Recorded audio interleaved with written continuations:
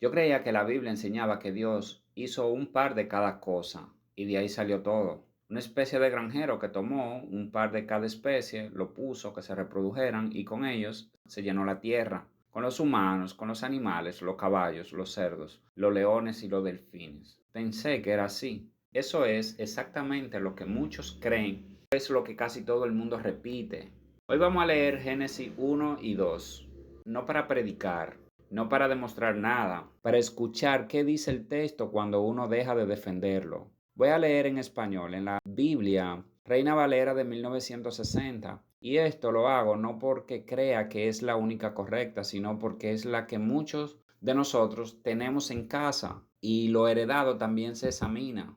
A todos en algún momento se nos cruza la misma pregunta por la cabeza.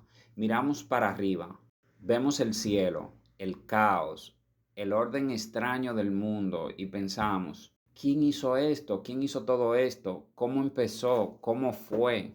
¿Qué era antes? ¿Qué habrá después? Y ahí aparecen respuestas de todos los lados. Un grupo de señoras y señores con grandes panzas teológicas diciendo que su libro lo explica todo, que no hay necesidad de buscar más respuesta, ni de hacerse más preguntas. Pero también encontramos físicos importantes que nos explican que el universo está en observación y que constantemente se expande. Un biólogo explicándonos que deberíamos conformarnos y adaptarnos porque hemos ido adaptándonos a través del tiempo. Debemos conformarnos con lo que hemos llegado a ser. Y cuando mete todo eso en una licuadora, sale un batido raro, difícil de digerir. A veces da náusea, no por falta de nutrición intelectual, sino porque el fanatismo con que se presenta genera esa sensación de insatisfacción a las respuestas que tenemos. Y aún sigo entendiendo que hay tres formas de hablar de lo mismo. La primera es la ciencia. La ciencia explica profundamente cómo inició todo y cómo llegamos a ser lo que somos hoy. Recuerdo una vez, siendo más lector que ahora, le dije a un líder religioso que la ciencia explicaba bastante claro el origen de las especies. Él me respondió que esa lectura me estaba llenando de demonios y que no me estaba haciendo bien. Eso me asustó, a la verdad, porque todos tenemos un trasfondo religioso que lo heredamos de nuestra cultura. Así que revisé la fuente de conocimiento y descubrí algo curioso, que él hablaba específicamente de la Biblia, pero nunca había leído la Biblia completa. Esto lo descubrí cuando yo le dije que leí la Biblia 2 veces en un año y él me respondió que no era necesario, que él nunca la había leído entera. Entonces pensé algo ingenuo pero honesto. Voy a leerlo todo. Si una lectura me llena de demonios y la otra no, que se anulen entre sí y que yo solo aprenda. Dos fuerzas opuestas actuando en mí, eso pensé. Curiosamente, en todo lo que leí de ciencia, de filosofía, de otro tipo de libros, nunca encontré nada referido a los demonios. Es como si tuvieran oculto y nadie escribiera acerca de eso. Los demonios solo aparecían cuando alguien hablaba de la Biblia, pero siempre era alguien que no leía bien, incluso de personas que no sabían leer. Eso siempre me ha intrigado. Sin embargo, la ciencia, por el otro lado, hablaba del cómo, hablaba de evolución, de especies, de tiempo largo, de revisiones en pares, de evidencia, del método científico, de orden, de metodología. Y de todo eso me quedé con una frase sencilla. La ciencia no intenta decirnos qué significa ser humano, no le importa. A la ciencia le importa decirnos cómo llegamos a serlo como especie. No puedo negar lo que yo mismo puedo observar. Y fue justo ahí cuando empecé a leer la Biblia, con menos miedo y más atención. Y para colmo de los colmos, la Biblia se me presenta con 2 páginas que no dicen lo que yo pensaba que decían. Yo creía que la Biblia enseñaba que Dios hizo un par de cada cosa y que de ahí salió todo. Pero eso no es lo que dice el texto. El texto dice, la tierra produzca, el mar produzca, el cosmos produzca.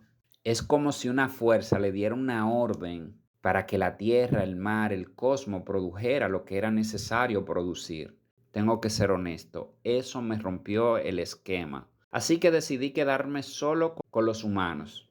porque ahí está el conflicto. No voy a indagar sobre las estrellas, sobre el origen de la luna, no, sobre los humanos. Y cuando regresé a la Biblia descubrí algo incómodo. La Biblia no habla del humano en una sola manera. No sé si eso me confundió más o me dio un alivio. La Biblia habla del humano en dos niveles distintos. El primer nivel es el humano como parte del orden del mundo. Aquí voy a leer solo un verso clave. Génesis 1:27. Y creó Dios al hombre a su imagen. A imagen de Dios lo creó. Varón y hembra los creó. Aquí no hay barro, no hay jardín, no hay conflicto. Lo que yo veo en este fragmento de la Biblia es ritmo, separaciones, orden. Aquí el humano aparece como categoría, no como un drama. Hombre y mujer aparecen juntos, ¿se fijan? Al mismo tiempo, sin jerarquía. Y yo en mi curiosidad dije, si yo arrancara todo el resto de la Biblia y nos quedáramos solo con este capítulo, no tendríamos la teología que hoy conocemos. Aquí no hay roles, no hay culpa, no hay superioridad, solo estructura. Este capítulo no termina en su último versículo. Eso me impactó muchísimo. La idea se cierra recién en Génesis 2:4. Es como si esa división ya contiene un error humano y esas pequeñas pistas iniciando la lectura de la Biblia generaron muchas inquietudes. Investigué. Las divisiones en capítulos y versículos vinieron después para ubicar el texto y supe que esas divisiones no eran útiles para pensar mejor, eran solamente útiles para ubicar el texto.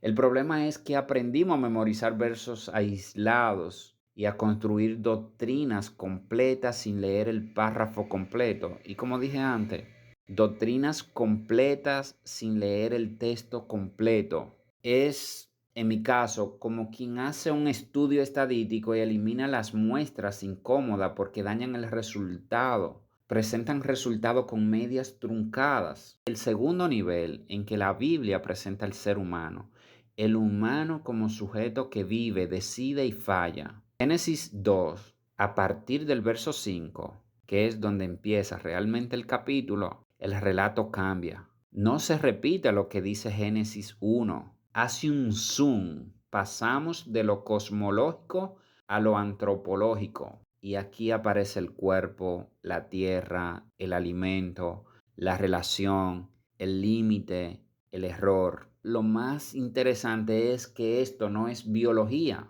como muchos lo presentan. No es ADN.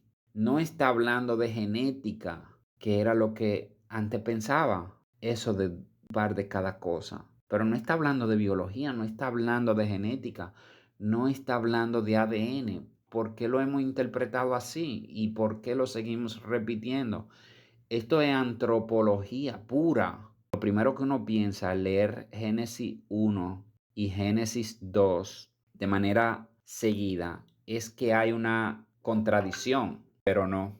Si lo revisamos de nuevo, aquí lo que hay es una prioridad narrativa. Génesis 1 habla de especie en sentido general. Génesis 2 habla de relación. Todo lo que vamos a ver en Génesis 2 es la relación, no la creación de la especie. Es como contar un viaje completo y luego detenerte en el momento exacto donde te tropezaste con una piedra o donde se te pinchó el carro o en el momento exacto donde todo se complicó. Me di cuenta que quien busca cronología aquí está haciendo una pregunta que el texto no intenta responder. Es como reclamarle a una radiografía que no tenga color. Las radiografías son a blanco y negro, no son full color.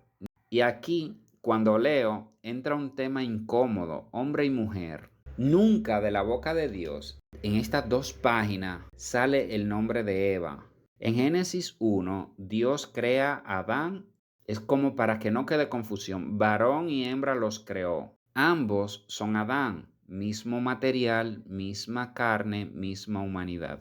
El nombre Eva surge después, cuando la relación ya cambió. Y eso no es casual. Leamos el texto. Nombrar es poder. Miremos la historia, miremos lo que pasa en nuestra sociedad actual. Cuando tú nombras algo, tú tienes poder sobre ese algo o ese alguien. Registrar es poder. Hasta hoy el conflicto sigue. Apellidos heredados, propiedades simbólicas, roles impuestos. Pero el texto dice del costado, no de la cabeza, no de los pies. Lateralidad, no jerarquía. La desigualdad no nace en el texto, nace en la interpretación posterior. Y entonces me detuve y pensé algo obvio que casi nadie dice. Este texto no se escribió en español, ni en inglés, pero tampoco se escribió en el idioma que hablaban sus personajes. Adán no hablaba hebreo bíblico. Eva no conocía categorías teológicas. Entonces me di cuenta, esto no es un dictado, como muchos terminan pensando que el texto bíblico es un dictado grabado en tiempo real. Es memoria humana elaborada, transmitida por generaciones, como nuestras propias historias. En mi país tenemos ejemplos claros. La ciguapa no es zoología, no es un animal. Es una metáfora para enseñarle a los jóvenes y a los niños prudencia, es advertencia. Entendí algo que muchas veces nosotros criticamos sin mucho análisis y creemos que las cosas que son tradición oral son ignorancia, pero la tradición oral no es ignorancia, es pedagogía, es una forma de enseñar. Y eso es lo que yo veo aquí en el texto. Así que volví al texto e hice algo contraintuitivo. Y me pregunté qué cosa yo podría decir de este texto que no esté en el texto, pero que no contradiga el texto. Y aquí quiero dejar dos ideas claras. La primera, el texto no me obliga a pensar que Adán era el único humano en la tierra. Eso nunca lo dice. Hay un mundo afuera del jardín. Hay ciudades después y hay miedo a otros. Adán es humanidad antes de ser individuo. Segunda idea, y más delicada, que el texto me permite. El llamado pecado de la mujer no es narrado como maldad, sino como despertar de la conciencia. Antes no había vergüenza, después sí. Y el texto también me permite pensar, eso no es caída biológica, es conciencia moral. El problema no es saber, el problema es cargar con lo que ahora se sabe. Otra cosa, el texto también permite pensar que el jardín no es el Edén, está dentro del Edén. El árbol no es un manzano, es conocimiento moral profundo. Yo diría filosofía profunda, el conocimiento del bien y del mal. Y la serpiente, al igual que la ciguapa que nosotros utilizamos para enseñarle a los niños y a los jóvenes, prudencia, la serpiente en este texto no es zoología, es la astucia, la ambigüedad, la belleza peligrosa. Y en cuanto a los días, no son cronómetros, son tiempos comprensibles para el escritor y para la audiencia para la que se escribió. Entonces, leer Génesis como un manual científico es pedirle algo que el texto no intenta hacer. Cada vez que tenemos la oportunidad repetimos Génesis, no porque sea antiguo, sino porque nos describe. Y hoy sé esto. Un texto importante genera ansiedad. Si cuando usted lee su Biblia no se incomoda, usted no está aprendiendo, solo está confirmando lo que ya sabías. Estas 2 páginas no me dicen de dónde vengo. Me dicen por qué sabiendo lo que sé sigo haciendo lo que hago. Y por eso sigo leyendo, aunque incomode.